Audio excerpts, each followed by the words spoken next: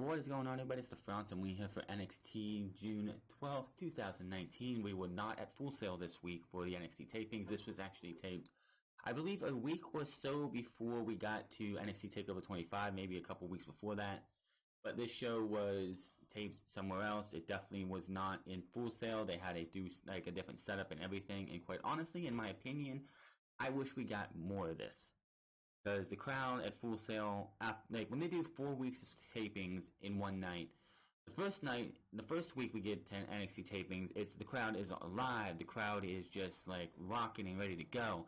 By the time we get to that fourth week, it just starts to taper off. And I know we had recently only 3 weeks of tapings going on, but tonight and tomorrow at the Full Sail Arena, we will have NXT tapings for the next 8 weeks. There are 9 weeks left till NXT TakeOver Toronto, and starting next week we will have 4 episodes taped tonight and 4 episodes taped tomorrow.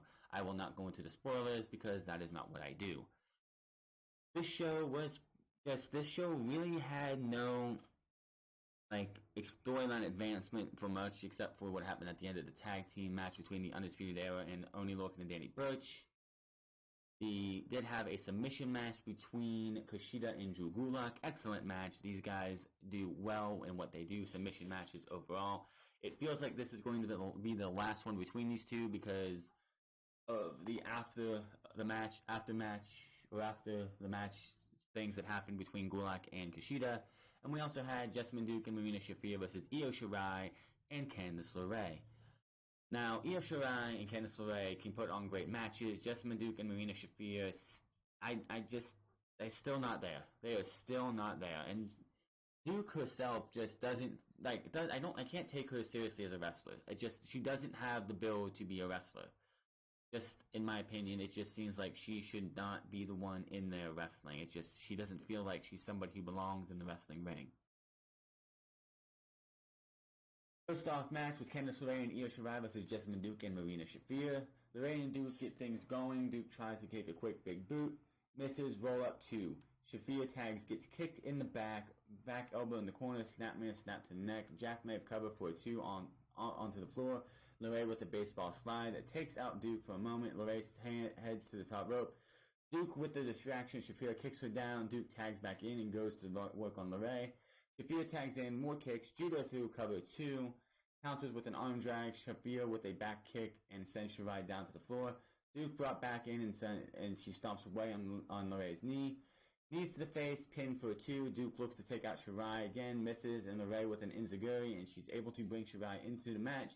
Running forearms, lands a double axe handle to the chest and a 619 springboard attempt, but Shafir stops her for a moment and gets kicked away. Shirai with a springboard shotgun drop kick. Shirai taunts Baszler, who is on stage, and stomps on Duke's arm as Baszler, a la Baszler, you get what she does. Running knees in the corner, moonsault attack. Baszler pulls Duke out of the ring, so Shirai moonsaults down onto Shirai. LeRae with a suicide dive onto Duke and Shafir, while Shirai beats up Baszler. The mat referee calls for the bell, and the bell ends in a no contest. I think that, in my opinion, not Io Shirai, but Jessamyn Duke and Marina Shafir, because they are friends with Shayna Baszler, they got brought to TV way too early. I think they still needed a lot more time in the system. People have said that they are way ahead of others in the Performance Center, but the matches it's not there yet. There is still rumor going around and talk that just maybe, Marina Shafir is going to join the Undisputed Era when Shayna Baszler moves up. Still no follow-up to that. All I know is that's going to hurt Jessamyn Duke in the long run if that happens. I do know on the PC YouTube page I think 2-3 weeks ago, there was actually a video of Roderick Strong and Marina Shafir getting ready for their house show, and those two were in a match with, I think, Kyle O'Reilly on the house show circuit, so they're testing that still, so it's going to be interesting to see what happens there in the long run. Post-match, the brawling continues. Shirai and Baszler battle out in the crowd. Officials come to try and separate Duke, Shafir, and LeRae. So that is obviously still going on. They will definitely need to find a third woman. I have no idea who that would be, since Kairi Sane is gone up to the main roster and disappeared. And Dakota Kai is still out with an injury, as well as a Tegan Knox, who we haven't seen and probably won't see till NXT UK TakeOver Cardiff in August, hopefully. Look back at TakeOver 25, where Velveteen Dream retained over the North American Championship over Tyler Breeze. Backstage, Dream wonders if the fans are ready for the next experience. Dream on. So, who will he be facing next? Tyler Breeze does not deserve another shot. He would have to do something else. I don't know, because he's already beat Matt Riddle. He's already beat Tyler Breeze. A Keith Lee would be cool. Let me see here. Damian Priest, maybe if they built him up a little bit. Kushida would be even cool. Would even be a good one, but I think it's too early for Kushida. I think he needs to be in the lower portion for now, building his NXT rep up before I'd say maybe War Games would probably be around the time, or next year's TakeOver, that is the Royal Rumble weekend, would probably be around the time, or even WrestleMania week would be the time to give Kushida a championship. So that is going to be interesting to see who is next for Velveteen Dream. Let me know in the comment section below who you would like to see Velveteen Dream wrestle again. Vignette for Damian Priest, who will debut next week. That, of course, is the former Punishment Martinez, so I can't wait to see what he does in his re-debut, and I'm sure he's going to be on the winning ways this time. Kushida versus Drew Gulak submission match. What can you say about this match? These guys just... it's like peanut butter and jelly together. These guys just work so well together. Drew Gulak, of course, is from 205 Live. He's a submission specialist up there. He does everything he can to make his opponents tap or pass out. Kushida, of course, with his hoverboard lock, has won most, if not all of his matches, not all of them, in NXT with the hoverboard lock. But scrambling early on leads to a stalemate. Kushida jumps guard, tries to work on the legs, rotates to his opponent's upper body. Gulak tries to spin away, but Kushida spins right along with him and then pats Gulak's back before backing away. Gotta love that playing mind games thing for Kushida. Kushida looks for the hoverboard lock, switches to a cross arm breaker. Gulak fights it off and lands some chops. What is awesome about a Kushida or Drew Gulak is that, yeah, they have their signature submissions. You have the Gulak, which is a dragon sleeper with a leg vice for Drew Gulak, and then you have the hoverboard lock for Kushida. But these guys can just, if that one doesn't work, they can transition into something else and beat you another way. They can just systematically take you apart, body part by body part. It's just awesome. Gulak fights it. Kushida makes Gulak chase him, gets back in the ring, hits Gulak with a handspring kick. Kushida tries to work the arm but gets inverted slam twice. To the mat, Gulak really stretching Kushida over his back, but they won't give up. Gulak with a lion tamer. Kushida rolls out of it, and Kushida finally strings together a string of moves, finishing with a hip toss into a drop kick. Love that move combination. Tornado DDT on Gulak right into a cross arm breaker, but he gets a foot on the rope for the break. Both roll through on a bunch of counters. Kushida tries for an ankle lock. Gulak counters into one of his own as he stomps away on the opponent's back. Kushida is able to make it into the ropes. Back and forth strikes. Handspring back elbow by Kushida. Big penalty kick to the arm. Hurricane Rana transitions into the hoverboard lock, and Gulak has no choice but to tap out. So Kushida continues on his winning ways, wins by submission after the match. Kushida encourages the crowd to applaud and extends his hand to Gulak for a respectful handshake. Gulak slaps it away and jaws at Kushida a bit, then offers his hand back, and they shake, and he says, "Thank you." So that tells me that this mini feud is over for Kushida, so it was something to get Kushida to do while they ready to build him something else for him. Outside the PC, Vanessa Bourne and Aaliyah, who talk about who they think are next in line for the titles. For the title, Mia Yim. Aaliyah says both she and Bourne are more worthy. Yim isn't champion worthy at all, even though she's beaten Bianca Belair 2 out of 3 times. What have you two done? Nothing. Bourne got Yim some gifts to help her out: an English book, a fashion Bible, and a Grammar for Dummies book. They tell Yim to study up because they aren't stepping in the ring with trash. I don't know, and I can understand why they put these two together to, say, hey, we have tag teams and not just on SmackDown and Raw, even though Raw, the only tag team literally that we have on the main roster right now that's even being seen for the women are the Idiotics. The Riot Squad was broken up. Ruby Riot's injured. Sarah Logan has been missing, and Liv Morgan has been missing. So the women's tag team titles still don't make any sense to me. In 2 weeks, and this one should be a good one, NXT Women's Champion Shayna Baszler will defend her title against Io Shirai in a steel cage match that is being taped tonight. They show what happened with Mansoor last week at the Battle Royal at the Super Showdown. Who fucking cares? It means nothing at all. At NXT TakeOver, they show what happened with Adam Cole and Johnny Gargano to win the NXT Championship. The Undisputed Era will make an appearance next week.